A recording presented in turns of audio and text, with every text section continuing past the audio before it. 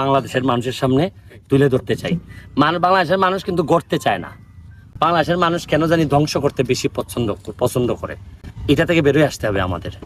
এবং এই সোনারঘাটটারে তোমাদেরকে সাথে করে নিয়ে দেখো, আমরা একটা জেনারেশন তৈরি করছি যে তোমরা ইউটিউবার বা আমরা সবাই মিলে আমরা আমাদের ভালো জিনিসগুলা তুলে ধরতে চাই সারা বাংলাদেশ, সারা পৃথিবীতে। এবং আমাদের এই ভালোগুলা যদি অন্যরা নেয়, এতেই কিন্তু, যেমন ধরো আমি যখন দৌড়াই অন্য এমপিরাও দৌড়াইতে বাধ্য হয়, আমি যখন বসে থাকি তখন এরাও বসে থাকবে। তো অন্য এলাকার এমপি যদি দৌড়ায়, এই ভিডিওতে দেখলে আমিও হয়তো দৌড়াবো। এইভাবেই কিন্তু আগে যেতে হবে।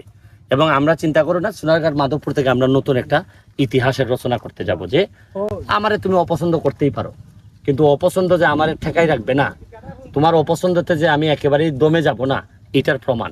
আমাদের দলগতভাবে বিভেদ থাকতে পারে, কিন্তু এলাকার মানুষের ব্যাপারে আমরা 1 ইঞ্চিও ছাড় দিব না। Thank you. তোমরা ওই সাইকেলটা আগে নিয়ে যাও সময়।